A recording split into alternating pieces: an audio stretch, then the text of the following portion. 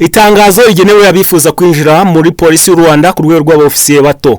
Tuguhaye ikaze udahwema kudukurikira no ku miyoboro Honorable Opportunity y'u Rwanda nkuko mumaze kubimenyera hano buri opportunity yose ibashe kuboneka ishobora kuba muba mutegereje muri benshi nk'urubyiruko duhita tuza tukayibasha yarenga sige namwe mukaza guhita mugerageza. Rero hano murabona yuko kuri Expost ya Rwanda National Police abashe kuza kuba haboneka opportunity, ni opportunity idasanzwe ku bantu bashaka kujoininga Rwanda National Police. Ikiza gihari nuko kwa kundi kwiyandikisha wowe no kugenda ugashaka ibyangombwa asigaye ukaza guhita ukora application online. Bisaba ko ufite telefone ifite internet cyangwa se ufite computer ifite internet. Turaje turebera hamwe ese ninde wemere gukora application muri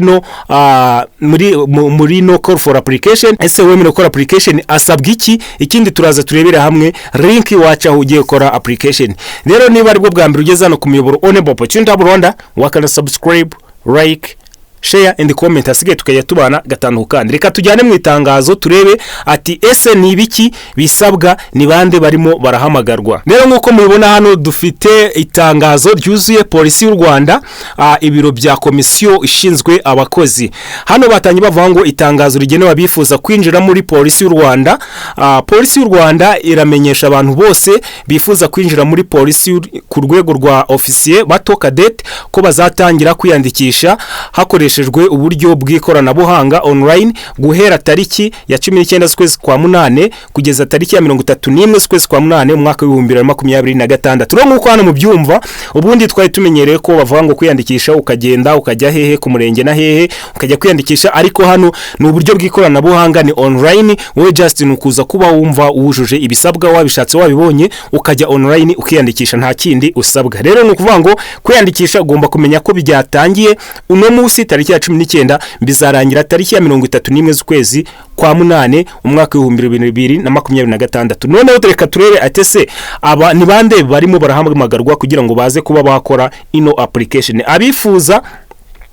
Ababyifuza bagomba kuba bujuje ibi bikurikira. Ikintu cya mbere ugomba kuza kuba uri umunyarwanda ufite imyaka iri hagati ya 18 na 25.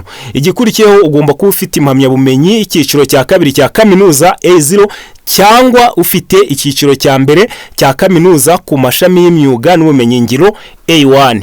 Ubwo noneho bakomeje batubwira ngo kuba hano kuri kane bakomeje batubwira ngo abize ibijanye n'ibarurisha mibare statistics, ubuvuzi medicine, ubuvuzi bw'amatungo veterinary medicine, ubuforomo nursing, uburezi education na engineering barakangurirwa kwiyandikisha cyane. Kuba ari indakemwa mu mico no mu myifatire byemejwe n'umunyamabanga nshingwa bikorwa w'umurenge. Ibi byangombwa murabizi neza uburyo bisabwa rwose, uhita ugenda bakakigwereza nta kidasanzwe. Kuba atarigeze yirukanwa mu mirimo ya leta. Igikurikiyeho ni kuri 7 kuba afite ubuzima buzira umuze, kuba atarigeze akatirwa n'inkiko igifungo kirenze amezi 6 ndetse no kuba yiteguye gukorera ahariho hose mu gihugu.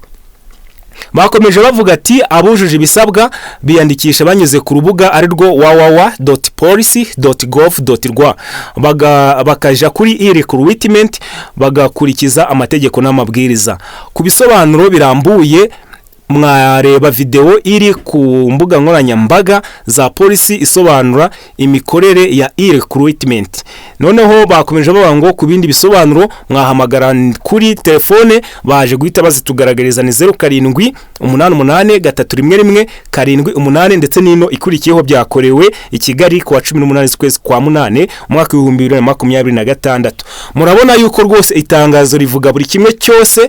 Ahasigaye wowe niba ari cyangombwa ushobora kuba wakenera ko tugufasha, for example nka criminal code urayikeneye, watwandikira kugira tuze kuba twagufasha kuyidekarara ukabikora hakiri kare kugira ngo kuko iratinda hari gishobora no kumara iminsi 7. Ubu ni bavuga ko ari 3 kugeza kuri 21 ako hari igihe ushobora kuba yatinda. So iyi minsi dufite rero ugomba kuza guhita ugerageza ugahita usaba hakiri kare kugira ngo iyo criminal code ize kuba yaza uyikoreshe.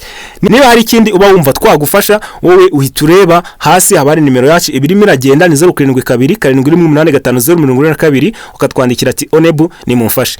Niba ari bwo bwa mbere ugeze no ku muyoboro Honorable Opportunity y'u Rwanda wakanda subscribe, share and comment asige tukagenda tubana gatanu ku kandi. Bye bye, nizere ko mugiye kuza guhita mugerageza amahirwe masa.